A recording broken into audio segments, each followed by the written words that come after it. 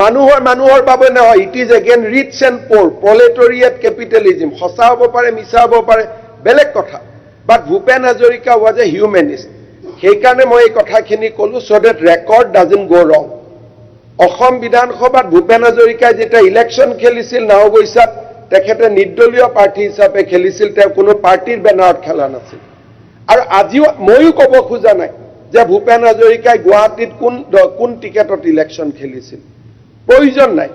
কাৰণ ভূপেন হাজৰিকা মানৱদৰদী, মানৱী, এজন সম্পূৰ্ণ পৃথিৱীৰ বিশ্বৰ মানৱ জাতিৰ হৈকে যুঁজ কৰা এজন ব্যক্তি বুলি ইতিমধ্যে সমাজে তেওঁক স্বীকৃতি দিছে। সমাজে তেওঁক এটা সেই নামেৰে তেখেতক জানিবলৈ বুজিবলৈ চেষ্টা কৰিছে। সন্মানীয় সদন, ভূপেন হাজৰিকাদেৱৰ এই জন্ম জয়ন্তী উৎসৱ পালন কৰিবলৈ অসম চৰকাৰে এখন 50জনীয়া সমিতি গঠন কৰিছে। সেই কমিটিৰ প্ৰথমখন বৈঠক অনুষ্ঠিত হয় আৰু ৰাজ্য চৰকাৰে ইয়াত আমি কেইটামান বিশেষ কাম ডক্টৰ ভূপেন হাজৰিকাৰ জন্ম জয়ন্তী পালন কৰিবৰ বাবে যোৱা আৰম্ভ কৰাৰ বৰ্ষটোত আমি কেইটামান কাম কৰিব খুজিছোঁ। তাৰ বিষয়ে মই পবিত্ৰ সদনক অৱগত কৰিব খুজিছোঁ। প্ৰথম, ডিব্ৰুগড় বিমানবন্দৰক ডক্টৰ ভূপেন হাজৰিকাৰ নামত আমি উৎসৰ্গা কৰিম। 8 ছেপ্টেম্বৰত ভূপেন হাজৰিকা ডাঙৰীয়াৰ বা দেৱৰ 100তম জন্ম জয়ন্তী আমি গুৱাহাটীৰ খানাপাৰা ফিল্ডত আমি অনুষ্ঠিত কৰিম। সিদিনাখনেই 1000 যুৱক যুৱতীয়ে অসম আমাৰ ৰূপহী, গুণৰো নাই শেষ এই গানটি সমাজৰ সকলোৰে সন্মুখত 1000জন যুৱক যুৱতী একেলগে গাই তাক প্ৰদৰ্শন কৰিব। ইয়াৰ পৰৱৰ্তী পৰ্যায়ত ভূপেন হাজৰিকাৰ কৰ্মভূমি অৰুণাচল প্ৰদেশ তেওঁৰ জন্মভূমি বা তেওঁৰ শৈশৱত তাতে তেওঁ আছিলে, আৰু পৰৱৰ্তী সময়ত পশ্চিমবংগ, এই দুইটা স্থানতে আমি 2খন তেখেতৰ স্মৃতিচাৰণ সভা আমি অনুষ্ঠিত কৰিব খুজিছোঁ। তাৰ পৰৱৰ্তী সময়ত আমি মহাৰাষ্ট্ৰ, বোম্বাইত, য'ত নেকি তেখেতে প্ৰফেশ্যনেল কাম, বৃত্তিগত সময় পাৰ কৰিছিলে আৰু বহুতো তেখেতৰ অনুগামী আছে, আমি মুম্বাইত ভূপেন হাজৰিকাদেৱৰ স্মৃতিচাৰণ সভা এখন অনুষ্ঠিত কৰাৰ সিদ্ধান্ত লৈছোঁ।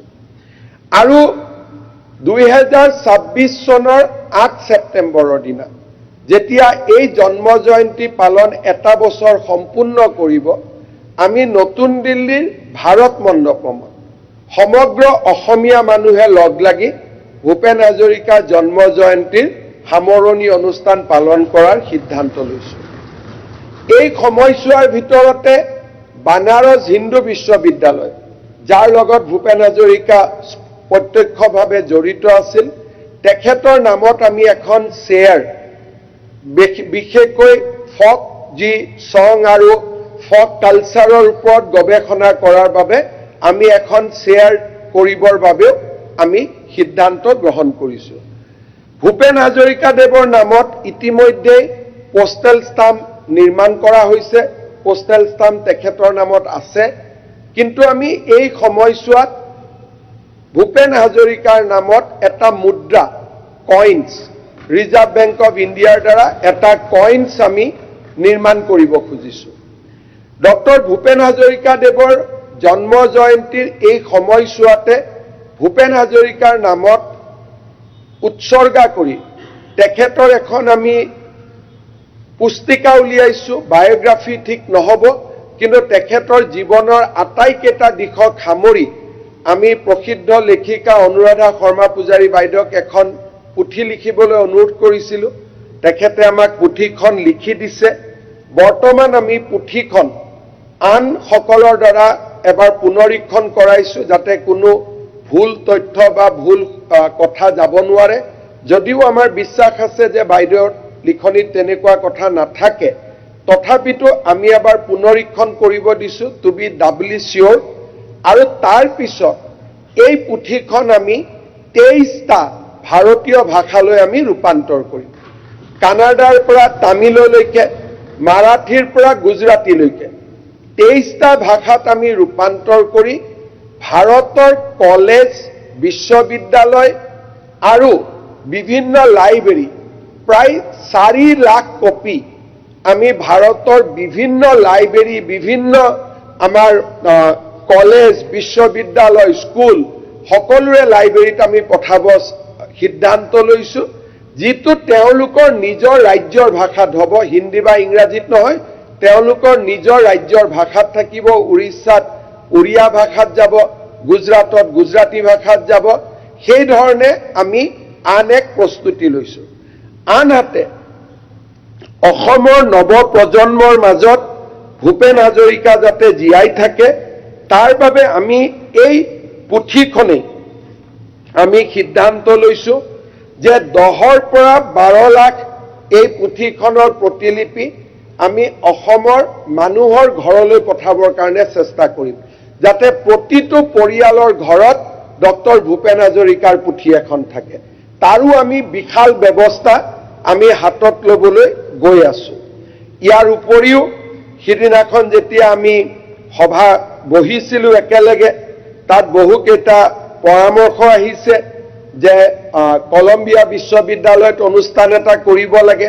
স্বাভাৱিকভাৱে আমি ইয়াৰ পৰা গৈ কৰিব নোৱাৰোঁ, কিন্তু আমেৰিকাত থকা প্ৰবাসী অসমীয়াসকলে নিশ্চয় এই কাম কৰিব পাৰিব। আমি তেওঁলোকক প্ৰেৰণা যোগাব পাৰিম। ভূপেন হাজৰিকাদেৱৰ সমাধি ক্ষেত্ৰটোৰ নাম সমন্বয় ক্ষেত্ৰলৈ ৰূপান্তৰ কৰাৰ বাবেও পৰামৰ্শ আহিছিলে। এনে বিভিন্ন পৰামৰ্শ সিদিনাখনৰ সভাত ৰখা হৈছিলে আৰু আমি গোটেই এই পৰামৰ্শবিলাক এটা এটাকৈ আমি কাৰ্যকৰীকৰণৰ বাবে আমি প্ৰচেষ্টা লোৱাৰ বাবেও আমি সিদ্ধান্ত গ্ৰহণ কৰিছোঁ। মাননীয় অধ্যক্ষ মহোদয়, যোৱা 4.5 বছৰৰ কাৰ্যকালত আমি ৰাজ্যৰ পৰম্পৰা, ৰাজ্যৰ স্বাভিমান, ৰাজ্যৰ গৌৰৱ এই গোটেইকেইটাকে আমি সমাজৰ সন্মুখলৈ লৈ আহিবলৈ সক্ষম হৈছোঁ। লাচিত বৰফুকনৰ 400 বছৰৰ জন্ম জয়ন্তীয়ে আজি সমগ্ৰ ভাৰতবৰ্ষকে লাচিত বৰফুকনৰ বিষয়ে পঢ়িবলৈ, লাচিত বৰফুকনৰ বিষয়ে জানিবলৈ এক প্ৰকাৰ বাধ্য কৰিছে।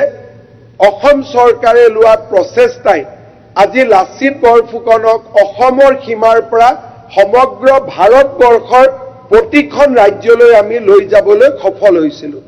চৰাইদেউ মৈদামত বিশ্ব ঐতিহ্য আমাৰ কাৰ্যকালৰ আন এক সফলতা আছিল আৰু চৰাইদেউ মৈদামে বিশ্ব ঐতিহ্য স্বীকৃতি পোৱাৰ পিছত আজি নিউয়ৰ্ক টাইমছৰ দৰে বাতৰি কাকতেও এইবোৰৰ বিষয়ে লিখিবলৈ বাধ্য হৈছে। অসমৰ সুবাস আজি অসম আৰু ভাৰতৰ সীমাৰ পৰা পাৰ হৈ গৈ বিশ্বৰ দৰবাৰলৈ যাবলৈ আৰম্ভ কৰিছে। বহাগ বিহুৰ সময়ছোৱাত 12,000 বিহুবতীৰে আৰু বিহুৱাৰে আমি অসমৰ বিহুক জাতীয় জীৱনৰ সন্মুখলৈ লৈ আহি ভাৰতবৰ্ষৰ কালচাৰেল মেপত আটাইতকৈ প্ৰভাৱশালী নৃত্য বুলি আমি প্ৰতিষ্ঠা কৰিবলৈ সক্ষম হৈছোঁ। আজি ঝুমুৰৰ বিনন্দিনীয়ে, ঝুমুৰৰ প্ৰদৰ্শনে অসমৰ চাহ বাগিচাৰ সমাজখনক অসমৰ মূল খুঁটিৰ লগত একেবাৰে জড়িত কৰি পেলালে। আজি অসমৰ প্ৰতিগৰাকী চাহ শ্ৰমিকে নিজৰ সভ্যতা আৰু সংস্কৃতিৰ মাজত অসমীয়া লোকৰ যি প্ৰতিফলন তাক আজি দেখিবলৈ পায়। ঝুমুৰ মাত্ৰ এক সাংস্কৃতিক অনুষ্ঠান নাছিল, ঝুমুৰৰ জৰিয়তে অসমৰ চাহ বাগিচাৰ সমাজখনক মেইন ষ্ট্ৰীমৰ মুখ্য ভূমিকালৈ, কেন্দ্ৰীয় ভূমিকালৈ লৈ অহা আমাৰ প্ৰচেষ্টা আজি সম্পূৰ্ণৰূপে সফল হৈছে। এই সময়ছোৱাৰ ভিতৰতে আমাৰ চৰকাৰখনৰ প্ৰচেষ্টাত হোলোঙা পাৰত লাচিত বৰফুকনৰ প্ৰতিমূৰ্তি আৰু অহা কেইদিনমানৰ ভিতৰতে এনে আন এক সুবিশাল লোকপ্ৰিয় গোপীনাথ বৰদলৈৰ প্ৰতিমূৰ্তিও গুৱাহাটী বিমানবন্দৰত প্ৰতিষ্ঠা হোৱাৰ ফালে আগবাঢ়িছে। এই বছৰতে আমি বড়ো সমাজৰ সংস্কৃতিকো আমি একেলগে সৰুসজাই ষ্টেডিয়ামলৈ লৈ অহাৰ বাবেও আমি ইতিমধ্যে সিদ্ধান্ত গ্ৰহণ কৰিছোঁ আৰু তাৰ প্ৰস্তুতিও ইতিমধ্যে বহুখিনি আগবাঢ়ি গৈছে। আমি গৌৰৱ অনুভৱ কৰোঁ যে অসমৰ পৰা দুজন ব্যক্তিয়ে, দুজন মহিৰুহে ভাৰত ৰত্ন লাভ কৰিছে।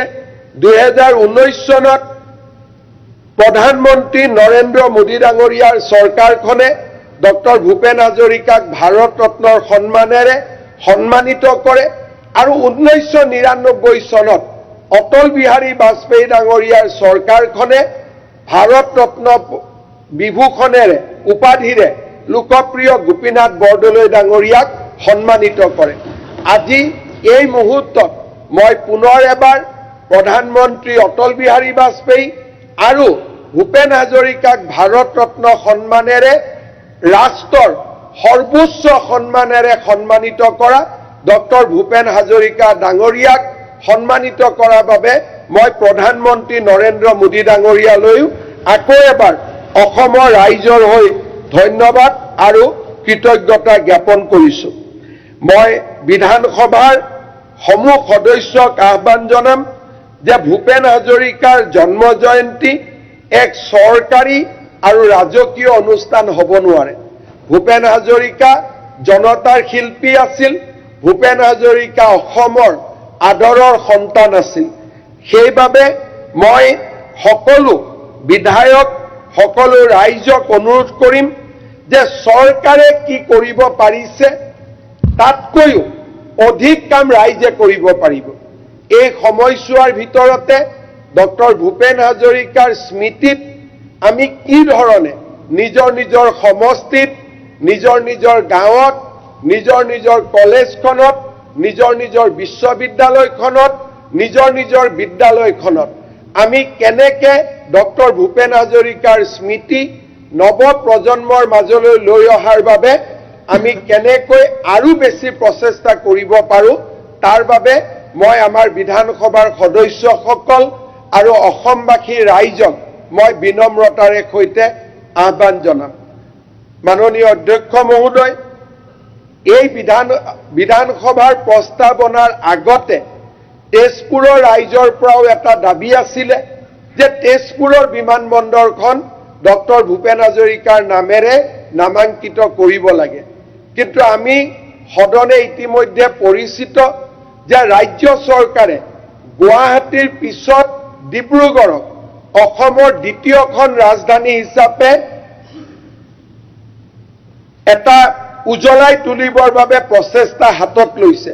সেয়ে আমি ভাবিছিলোঁ যে দুইগৰাকী ভাৰত ৰত্ন, এগৰাকী ৰাজধানী গুৱাহাটীত থাকক, আনগৰাকী ভাৰত ৰত্ন ৰাজধানী ডিব্ৰুগড়ত থাকক আৰু সেই উদ্দেশ্য হাতত ৰাখিয়ে আমি ডিব্ৰুগড় বিমানবন্দৰক ডক্টৰ ভূপেন হাজৰিকাৰ নামেৰে নামাঙ্কিত কৰিবলৈ আমি আজি প্ৰস্তাৱ সদনৰ মাজলৈ লৈ আহিছোঁ।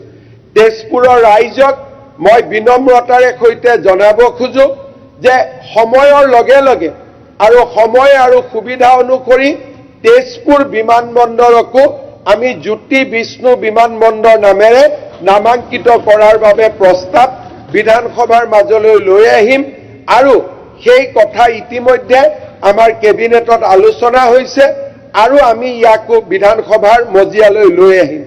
শ্ৰদ্ধাৰ অধ্যক্ষ মহোদয়, মাননীয় অধ্যক্ষ মহোদয়, অসমৰ জাতীয় জীৱনৰ সকলো মহীৰোহক আৰু সকলো পৰম্পৰা, সকলো ঐতিহ্যক এইখন চৰকাৰে প্ৰথম দিনাৰ পৰাই আগুৱাই লৈ যাবলৈ সিদ্ধান্ত লৈছিল আৰু তাৰ কাৰণে চৰাইদেউক বিশ্ব ঐতিহ্যৰ পৰা অসমীয়া ভাষাক ধ্ৰুপদী ভাষালৈকে আটাইকেইটা স্বীকৃতি আমাৰ চৰকাৰখনৰ দিনত আমি আজুৰি আনিবলৈ সক্ষম হৈছোঁ। শ্ৰদ্ধাৰ অধ্যক্ষ মহোদয়, এই সময়ছোৱাৰ ভিতৰতে আমি আৰু এটা ডাঙৰ কামত লাহে লাহে হাত দিছোঁ। আমাৰ অসমত বিশেষকৈ বড়ো লেংগুৱেজক BTADত, বৰাকত বেংগলীত আৰু অসমৰ বাকী অঞ্চলত অসমীয়া, কাৰ্বি আংলঙত কাৰ্বি, ডিমাচা এই আমাৰ বৈচিত্ৰ্যৰ মাজত যিটো ঐক্য তাক ধৰি ৰাখি আজি আমি লাহে লাহে অসম চৰকাৰৰ মন্ত্ৰীসকলে বিষয়াসকলে ফাইলৰ নোটিং পৰ্যন্ত অসমীয়া ভাষাত লিখিবলৈ আৰম্ভ কৰিছে চৰকাৰী নটিফিকেশ্যন অসমীয়া ভাষাত প্ৰকাশ হ'ব আৰম্ভ কৰিছে বিধানসভাৰ আইন অসমীয়া ভাষাত অহাৰ আৰম্ভ কৰিছে যি প্ৰচেষ্টা বহুদিন আগতে আমি ল'ব লাগিছিল সেই প্ৰচেষ্টাসমূহ আজি আমি আৰম্ভ কৰিছো আৰু ৰাজ্যৰ বিষয়া কৰ্মচাৰীসকলেও তাত সহযোগিতা আগবঢ়াইছে আজি আনকি প্ৰধানমন্ত্ৰীলৈকেও যদি মই এখন চিঠি লিখো ওপৰত ইংলিছখন থাকে লগত অসমীয়া ট্ৰেন্সলেশ্যনখনো লগতে যায় অৰ্থাৎ আমি সকলো স্থানতে অসম সৰ্বপ্ৰথম আমাৰ কাৰণে আমাৰ ৰাজ্যৰ স্বাভিমান আমাৰ কাৰণে ৰাজ্যৰ ঐতিহ্য আমাৰ কাৰণে ৰাজ্যৰ মহিৰো আমাৰ কাৰণে সৰ্বপ্ৰথম সেই দৃষ্টিভংগীৰে আজি আমি আগুৱাই গৈছো আৰু আজি ডক্টৰ ভূপেন হাজৰিকাৰ নামত ডিব্ৰুগড় বিমানবন্দৰৰ নামাকৰণ এই প্ৰচেষ্টাৰে আন এক পদক্ষেপ য'ত নেকি আজি আমি আপোনালোকৰ সহযোগত সফলতাৰ ফালে আগবাঢ়িছো মই পুনৰ এবাৰ অসম বিধানসভাৰ সন্মানীয় সদস্যসকলক ধন্যবাদ জনাইছো যে সকলোৱে সৰ্বসন্মতক্ৰমে ৰাজনীতিৰ ওপৰত গৈ অলপ চলপ যদিও দুই এজনে ৰাজনীতি আনিব চেষ্টা কৰিছিলে কিন্তু মুখ্যতঃ ৰাজনীতিৰ ওপৰত গৈ এই প্ৰস্তাৱক অনুমোদন জনোৱাৰ বাবে মই পুনৰ এবাৰ বিধানসভাৰ সমূহ সদস্যক ধন্যবাদ আৰু কৃতজ্ঞতা জনাম আমি আমাৰ লক্ষ্য কি আমাৰ উদ্দেশ্য কি অলপ আগতে মই বিধানসভাত কৈছিলো মুখ্যমন্ত্ৰী আমাৰ পৰিচয় নহয় আমাৰ প্ৰথম পৰিচয় হ'ল অসমীয়া অসমৰ প্ৰেক্ষাপটত আৰু যেতিয়া আমি অসমৰ পৰা ওলাই যাওঁ আমাৰ প্ৰথম পৰিচয় হ'ল ভাৰতীয় আৰু ভূপেন হাজৰিকা ডাঙৰীয়াই কৈ যোৱাৰ দৰে ভাৰতীৰ নুমলী যি অসমক আমি সকলো প্ৰকাৰৰ পৰা আগবঢ়াই লৈ যোৱাৰ বাবে আমি নিৰন্তৰ কাম কৰিছো আৰু আমি নিৰন্তৰ কাম কৰি গৈ থাকিম ভূপেন হাজৰিকাৰ এটা সংগীতেৰে আমি কি বিচাৰিছো আৰু আমি কি তাক মই এটা কবিতাৰে মই জনাব খুজিছো হেংদান নাৰী লাচিত নাথাকিলেও অথবা কোনোবা কাপুৰুষক পুৰুষ কৰিবলৈ জ্যোতিপ্ৰসাদো যে আছে অসম মৰিলে আমিও মৰিম বুলি ক'বলৈ শ্বহীদো আছে আজি অম্বিকা গিৰিৰ চিঞৰ ঘেজাৰে হাতে কামে নৱৰূপ দিব এইখন অসম যাতে নমৰে আৰু অসম যিদিনাখন মৰিব আমিও মৰিম এইটোৱে হৈছে আমাৰ চৰকাৰ